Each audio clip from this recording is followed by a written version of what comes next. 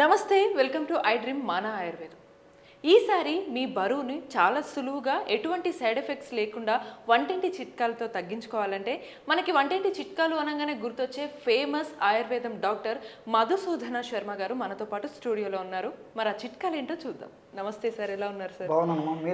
నేను బాగున్నాను సార్. చాలా ఈజీ వే అండ్ సింపుల్గా మాకు బరువు తగ్గే పద్ధతులు మీరు ఈసారి చెప్తా అన్నారు. అవి ఏంటో, అవి ఎలా వాడాలో ఒకసారి చెప్పగలరా సార్? షూర్ అమ్మా. సూక్ష్మంలో మోక్షం అమ్మా. చాలామంది ఆశ్చర్యపోతారు ఆ ఫార్ములా చూస్తే. సో ఆ ఫార్ములా తయారయ్యేటువంటి విధానము, వాడేటువంటి విధానము, అదేవిధంగా దానివల్ల ఎలాంటి ప్రయోజనం పోతుందో వివరంగా చెప్తానమ్మా. తప్పకుండా సార్. సో ఎలాగంటేమా చాలా సింపుల్ రెమెడీస్ అమ్మా. ఆ ఇంగ్రీడియంట్స్ కూడా అన్నీ మీకు తెలిసినటువంటివే చెప్తాను చూడమ్మా. ఒక 150 ml గోరువెచ్చని నీళ్ళు తీసుకోవాలమ్మా. Okay sir. So 150 ml 150 ml ఈ విధంగా గోరువెచ్చని నీళ్ళు తీసుకోవాలమ్మా. 150 ml గోరువెచ్చని నీళ్ళలో జీలకర్ర పొడేమా. Okay sir. సో గోరువెచ్చని నీళ్ళలోనే మరిగిన తర్వాత ఆఫ్ చేసి గోరువెచ్చగా ఉన్నప్పుడు ఆ జీరా పౌడరు సో 2.5 grams అమ్మా. అంటే హాఫ్ టీ స్పూన్ పౌడరు గోరువెచ్చని నీళ్ళలో వేసేయాలి. Okay sir. Half teaspoon అమ్మా, ఎక్కువ కూడా అవసరం లేదు. సో అంటే 2.5 grams జీరా పౌడరు, అదేవిధంగా నిమ్మరసం అమ్మా. సో ఈ విధంగా చిన్న నిమ్మకాయ ఉంటుంది కదమ్మా, ఈ విధంగా సగం నిమ్మబద్ద రసం అంతా పిండొచ్చమ్మా. లేదా ఒక 5 ml వరకైనా వేసుకోవచ్చు. 5 ml నుంచి ఇలాంటిది అయితే హాఫ్ నిమ్మబద్ద రసం అంతా కంప్లీట్గా పిండేసేయాలమ్మా. సో 5 ml నుంచి 7.5 ml దాకా కూడా తీసుకోవచ్చు అన్నమాట. అలాగే మూడవ పదార్థంగా తేనెమ్మా. కనుక్కున్నారు కదమ్మా, వెరీ గుడ్. సో తేనెమ్మా. సో తేనె 5 ml తీసుకోవాలి. సో ఇప్పుడు మనం ఏం కలిపామా, గోరువెచ్చని నీళ్ళు 50 ml తీసుకున్నాము, జీలకర్ర పొడి, వెరీ గుడ్, ఒక నిమ్మకాయ రసము, తర్వాత తేనె. కేవలం ఈ పదార్థాలమ్మా. నీళ్ళలో పావు చెంచా లేకపోతే మ్యాక్సిమం ఒక 1/2 చెంచా వరకు. ఇవి ఎప్పుడు తీసుకోవాలి సార్? చెప్తానమ్మా. ఒక 1/2 చెంచా జీలకర్ర పొడి కలిపామా. సో అరబద్ద నిమ్మరసం కలిపాము, 1 టీ స్పూను తేనె కలిపాము. చూడండి, బ్రహ్మాండమైనటువంటి వెయిట్ లాస్ పద్ధతి అయ్యేందుకు చక్కటి పానీయం రెడీ అయిపోయింది. చాలా అద్భుతంగా పనిచేస్తుంది లేకుండా చక్కగా మీరు ఎటువంటి సైడ్ ఎఫెక్ట్స్ ఉండవు, హ్యాపీగా రోజు. సార్ ఇవి పొద్దున్న తాగాలా, ఎప్పుడు తాగాలి? చెప్తానమ్మా. ఈ విధంగా తయారు చేసుకున్న తర్వాత మొదటి రోజు మాత్రం ఒక్కసారి తీసుకోవాలమ్మా. సో కొన్నాళ్ళ పాటు రెగ్యులర్గా వాడకాల్సిన మెడిసిన్ కాబట్టి మొదటి రోజు మాత్రం ఒక్కసారి మాత్రమే ఆహారానికి ఒక అరగంట ముందు తీసుకోవాలి. ఉదయం మధ్యాహ్నం రాత్రి. సెకండ్ వచ్చేసి 2 times తీసుకోవాలమ్మా. సో ఉదయం ఒకసారి, రాత్రి ఒకసారి, ఆహారానికి ఒక అరగంట ముందు ఇదే పద్ధతిలో తయారు చేసుకుని తీసుకోవాలి. థర్డ్ డే నుంచి ఉదయము, మధ్యాహ్నం, రాత్రి. సో ఆహారానికి ఒక అరగంట ముందమ్మా ఇదే పద్ధతిలో ఫ్రెష్గా తయారు చేసుకుని తీసుకుంటున్నారమ్మా. ఈ విధంగా వాడుకోవడం వల్ల మీరు చాలా ఆశ్చర్యపోతారమ్మా. ఎంతో మంది వాడి ఆ ఫీడ్బ్యాక్ మాకు ఇచ్చిన తర్వాతనే మీరు అడిగారు కాబట్టి మన ప్రేక్షకుల కోసం తెలియజేయడం జరుగుతుందమ్మా. చాలా అద్భుతంగా పనిచేస్తుంది, ఎటువంటి సైడ్ ఎఫెక్ట్స్ ఉండవు, అన్ని సైడ్ బెనిఫిట్స్ ఉంటాయి. రెండోది ఏంటంటే ఇక్కడ మనం గుర్తుంచుకోవాల్సింది, ఈ షుగర్ పేషెంట్స్ మాత్రం తేనె కాకుండా మిగతా పదార్థాలు అంటే జీరా పొడి, గోరువెచ్చని నీళ్ళు, జీలకర్ర పొడి, నిమ్మరసం తీసుకోవాలి. షుగర్ లేకపోతే మాత్రం అందరూ వాడుకోవచ్చు. అది ఒకటి జాగ్రత్తగా తీసుకోవాలి. ఇంకొకటి ఆధునికంగా మనం ఆలోచించినప్పటికీ చాలా మందికి సందేహం వస్తుందమ్మా, ఏంటి ఇంత చిన్న ఔషధంలో ఇంత పనిచేస్తుందని చెప్పేసి. అలాంటి వాళ్ళ సందేహ నివృత్తి కోసం కూడా ఆధునికంగా కూడా ఇది ఎలా పనిచేస్తుందో కూడా 2 మాటలు చెప్తానమ్మా. సో నిమ్మ రసంలో విటమిన్ సి ఉంటుందమ్మా. విటమిన్ సి మనకందరికీ తెలిసినటువంటిది.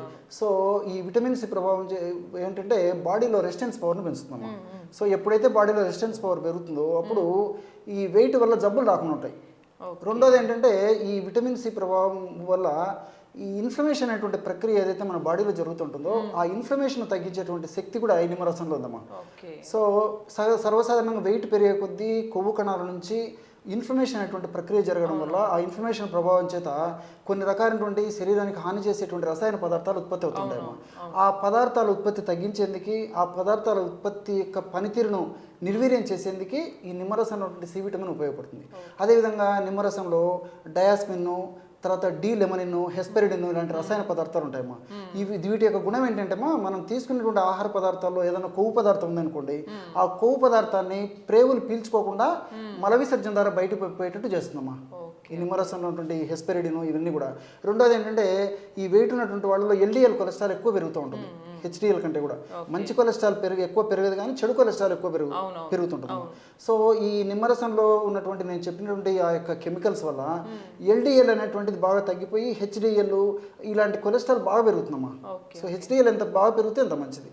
సో వీటన్నిటికి తోడు నిమ్మరసం ఇతర వివిధ రకాలైన రసాయన పదార్థాల యొక్క ప్రభావం చేత ఈ యొక్క ఫ్యాట్ బర్న్కు ఉపయోగపడుతుందమ్మా. ఎక్కువగా సంచితమైన కొవ్వును కరిగించేందుకు ఉపయోగపడుతుంది.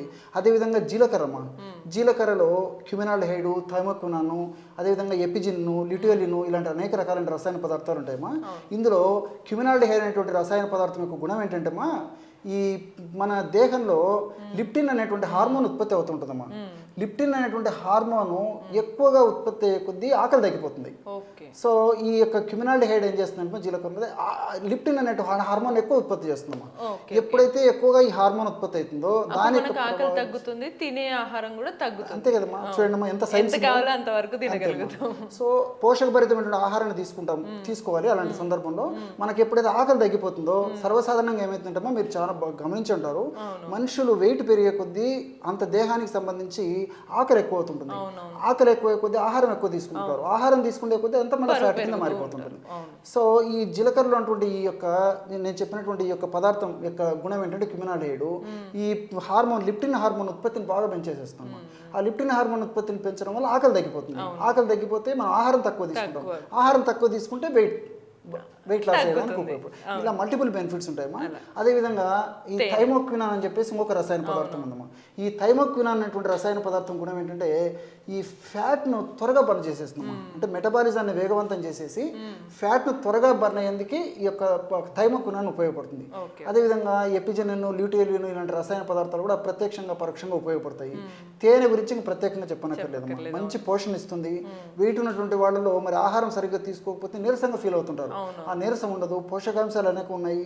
ఇందులో వివిధ రకాల రసాయన పదార్థాలు కూడా ప్రత్యక్షంగా పరోక్షంగా వెయిట్ లాస్ అయ్యేందుకు ఉపయోగపడమే కాకుండా శరీరానికి నీరసం రాకుండా ఉండేందుకు శక్తివంతంగా ఉంచేందుకు కూడా ఈ తేనె ఉపయోగపడుతుంది. ఈ విధంగా మల్టిపుల్ బెనిఫిట్స్ ఉన్నాయి కాబట్టి మరి క్షేమదాయకంగా పనిచేస్తుంది.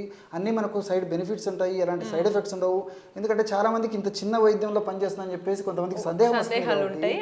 సందేహ నివృత్తి కోసం చెప్పడం జరిగిందమ్మా. ఒంటి బరువు అంతా తగ్గుతుంది. దీంతో పాటు కొంతమందికి ఓన్లీ పొట్ట మాత్రమే పెరిగినా కూడా తగ్గే అవకాశాలు ఉంటాయి. తగ్గుతున్నామా?